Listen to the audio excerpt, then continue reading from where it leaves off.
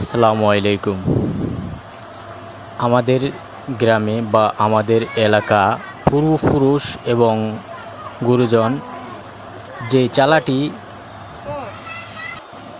বা যে সিস্টেমটি চালু করে রেখেছে, আমি জানি না এই সিস্টেমটি অন্য কোনো গ্রামে বা অন্য কোনো জেলায় বিভাগে আছে কি না।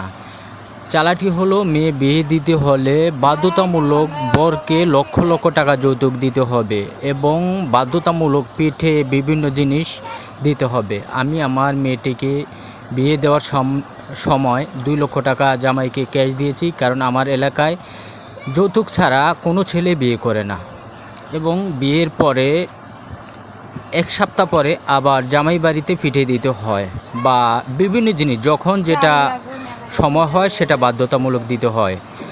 আমি জানি না অন্য অন্য এলাকায় আছে কি না। যদি আপনাদের এলাকায় থাকে তাহলে আমাকে কমেন্ট করে জানাবেন, এবং যদি এটা শরীয়ত সম্পন্ন হয় বা শরীয়তের বাইরে হয় তাও আমাকে জানাবেন, কারণ আমি জানি না আমাদের মুসলমান ধর্মে আছে কি না। মেয়ে বিয়ে দিতে হলে লক্ষ লক্ষ টাকা জামাইকে যৌতুক দিতে হবে এবং হাজার হাজার মানুষকে বা শত শত মানুষকে খাওয়াতে হবে, কারণ এটা আমাদের এলাকার একটা চালা বা একটা সিস্টেম পূর্বপুরুষরা যেভাবে করে আসছে।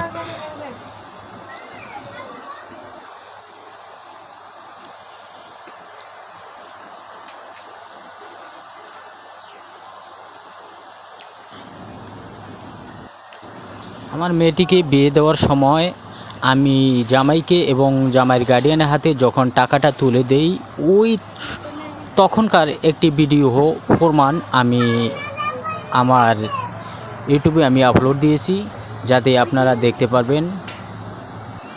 এই সিস্টেম কি আছে হাদিসে কোরআনে? জানি না আমি।